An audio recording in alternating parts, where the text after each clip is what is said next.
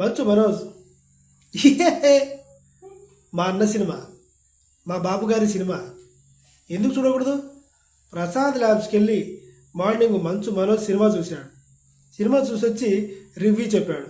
ఎలా ఉంది సినిమా అంటే సూపర్ డూపర్ డీలక్స్ కెవ్వుకేకా అని చెప్పాడు. చాలా చాలా బాగుంది, 1000 రెట్లు బాగుంది అని చెప్పాడు. విష్ణు టాపిక్ ఎత్తారు ఎవరో. ఎత్తే అసలు మెయిన్ లీడ్లో అన్నయ్య చాలా బాగా చేశాడు, ఇలా ఉంటుంది పర్ఫార్మెన్స్ అన్నది అని అనుకోలేదు. సరదా కాదు, జోక్ కాదు, సీరియస్గానే చెప్తున్నాను. లాస్ట్ 20 మినిట్స్ మీకు ఎలా ఉంది అని మనోజ్ని అడిగినప్పుడు అసలు అన్నయ్య ఇలా చేస్తాడు అనుకోలేదు, 1000 రెట్లు బాగా చేశాడు అని చెప్పాడు. అంటే వాళ్ళ అన్న కాబట్టి అలా చెప్పాడు అని అనుకోవడానికి లేదు.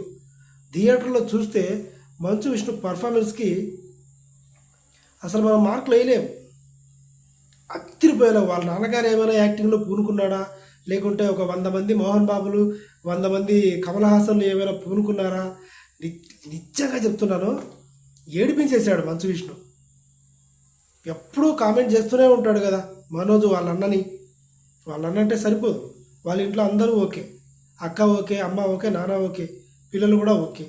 కానీ బకాసం అన్నని అదే మంచు విష్ణుని ఇప్పుడు మరి మనం కూడా బకాసం అనకూడదు.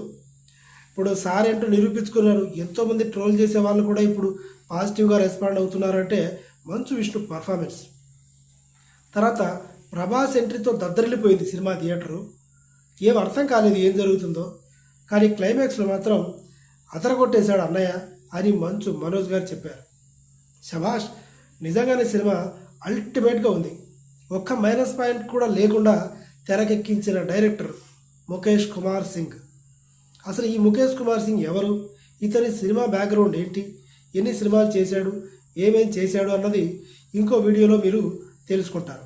అది కూడా నేనే ప్రజెంట్ ఫస్ట్ టైం అనుకుంటా, ఎవరు ఆ డైరెక్టర్ గురించి చేయలేదనుకుంటా వీడియోస్. ఒకవేళ చేసింటే నో ప్రాబ్లం, లేదంటే నేనే ఫస్ట్ అవుతా. Please subscribe my channel.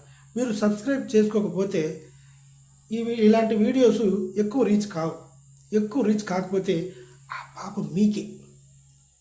Just for joke, please subscribe.